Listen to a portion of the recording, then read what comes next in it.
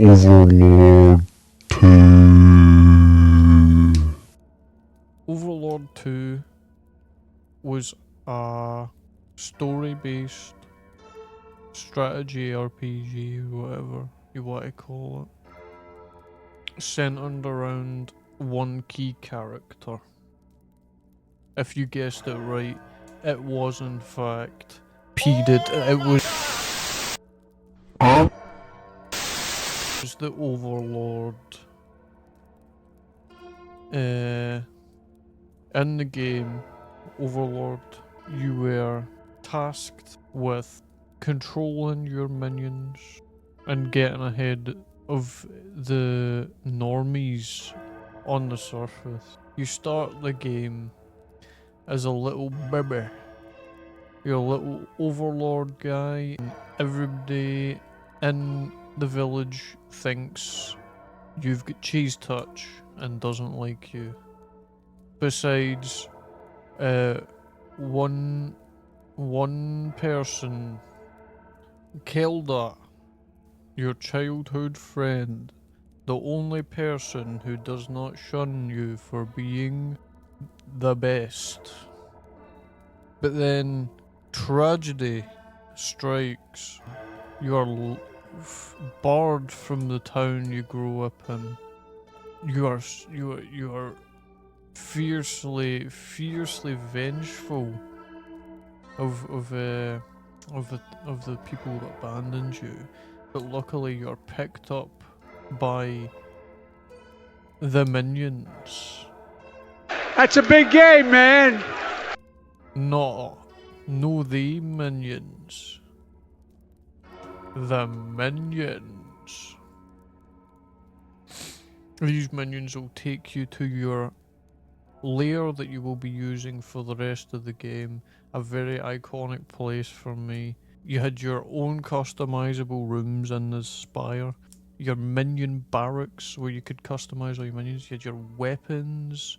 You had everything you could ever. You had lifts. They had a lift escalator system, brother. That was next level. Playing that game growing up.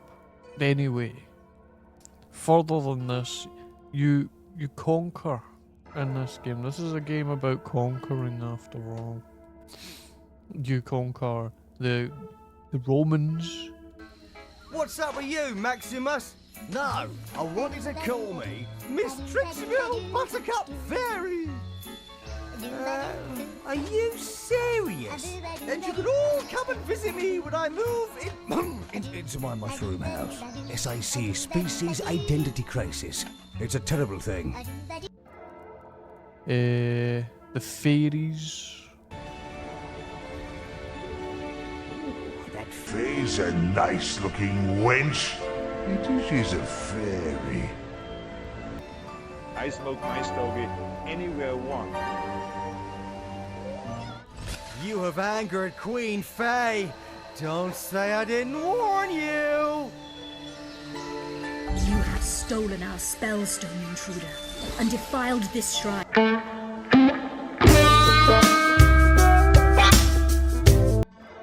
The frogs.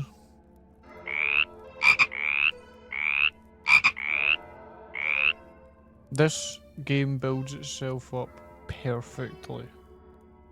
For mechanics, you have a plethora to choose for, different playstyles, ways to win the game. It forces you to think about the way you're gonna beat a mission, what you're gonna use, and how you upgrade your character as well. The game really does reward completion, with available upgrades and stuff only accessible if you really put forward the extra effort to grab through and strategize the map layout and the challenges and traps that you face. Truly one of the last good games of the Xbox 360.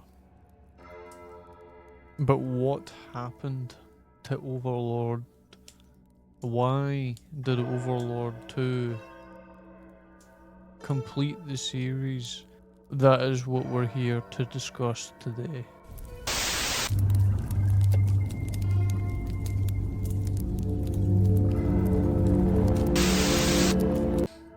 Overlord 2 was developed by a gaming company called Triumph Studios.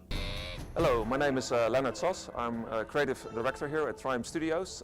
That's why he's the GOAT! The GOAT! And together here with the team, we're going to talk about Overlord 2.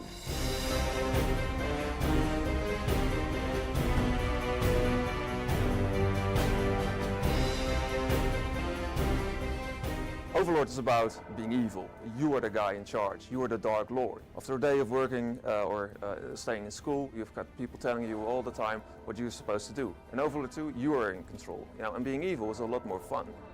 There is no morals. You can be politically incorrect. You gather a harem of mistresses. You build up a dark army of loyal minions, and you sweep over the world, pillaging the countryside and building up your dark domain.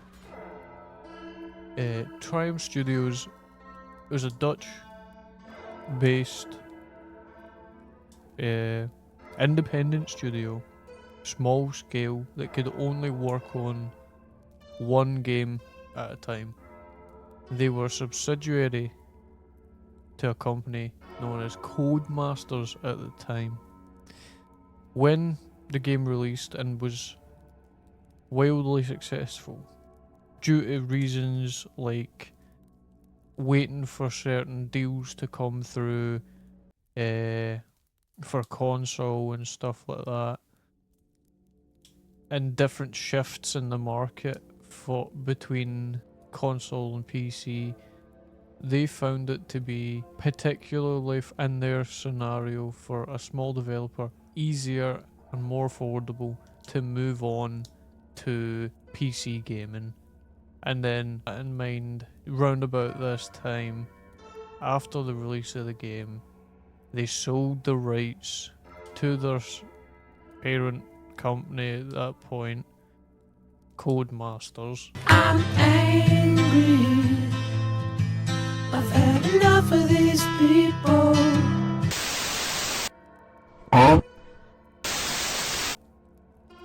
Who took the game for a large amount of money, a decent amount of money, which was then invested back into Triumph Studios, who then produced Age of Wonders after that, Age of Wonders 3, and then since then Age of Wonders, Planetfall, and Age of Wonders 4, which, fair play, do you, but that's just not acceptable. Why would you do this? Why would you do this? You had such a good thing. You had such a nice thing in your hands. And you're like, no. And this is where the spiral begins. The never-ending buying and selling, and the tomfoolery involved with this series is unreal.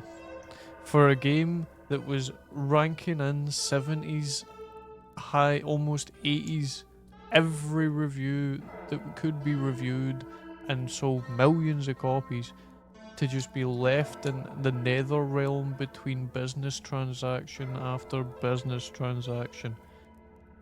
After Codemaster acquired the rights to Overlord, they proceeded to not invest money in the game, instead voting to go with a spin-off series with a lackluster budget to post on Xbox One, PS4 and PC, which was called Overlord Fellowship of Evil. These were not canon to the main story. Was loosely based on the game, had completely different mechanics. It was a 4-player game. Was written by the same people, surprisingly. Rhianna literally developed this game. Rhianna, the GOAT, developing Overlord. She's like, I'm all develop this game forever.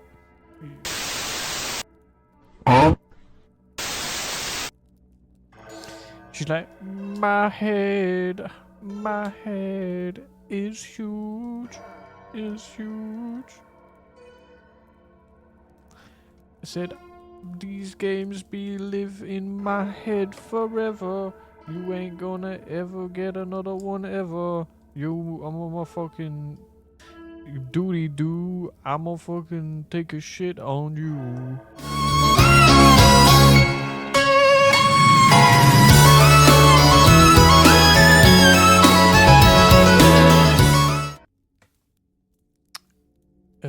Moving swiftly forward.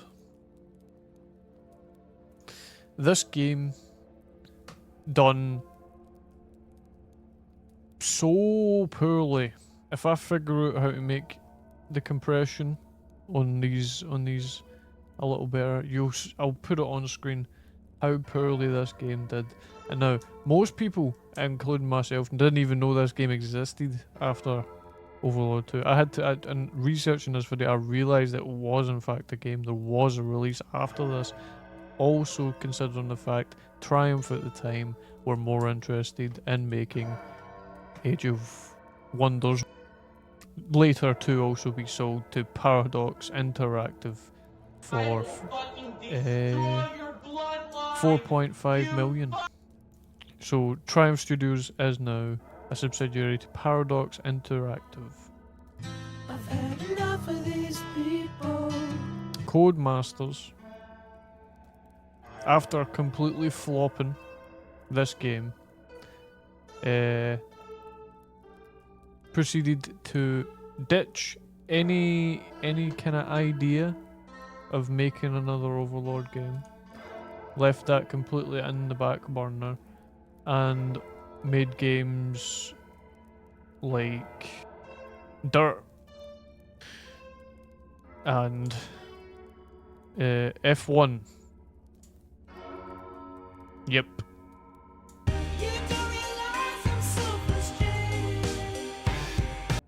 Lovely. Later, Codemaster Studios was sold to EA. No. Wait. And EA, since then, has also shown no interest in reviving the series at all. Not a single speck or lick in news about this series has been hinted at by EA at all anywhere. And we all know what happens to games when they get sold to EA. They just don't exist anymore. I think there's a few games, probably another. I'm gonna make a few more videos in this series. I think there's a few other game series in this series where their studios that own the intellectual property have been bought by EA, and EA has just completely forgot, doesn't even know that the intellectual property is even part of the company. They own the company, they just have no idea. And that is the demise. We're nearing the very end of the spiral, and I must make a reminder here that this game was the biggest, bestest, most funnest game to be around. Still replayable to this day. This game had things like destruction mechanics, which was just crazy. It's just insane. Levels of detail, levels of immersion that you would never see. There was dynamic boss fights. There was goth girls. There was entertaining level designs. You could tell that the game was made with finesse. It sold so well just to be left sitting on a shelf to die like many other IPs. I would actually like to just open letter EA, sell me the IP for 2 Coke cans and a £1 coin, give the intellectual property to someone who will make a game, right?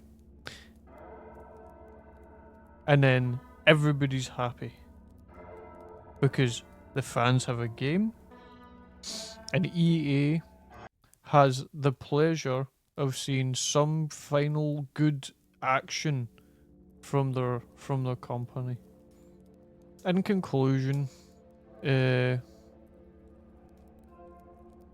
would just like there to be more from this series. This is a game I hold very dear. Many hours were spent playing this when I was growing up, and I honestly, it just kills me that games like this and other games that I'm going to be talking about have been sat down. These games these games deserve a lot more. A lot of people invested money into these games, and we've seen nothing back for it. It's just been sold and handed from person to person. The Overlord 2, the Overlord and like property has had more owners than a Suzuki Swift. Yep. I think that's it. I think that's all I've got to say. Bye.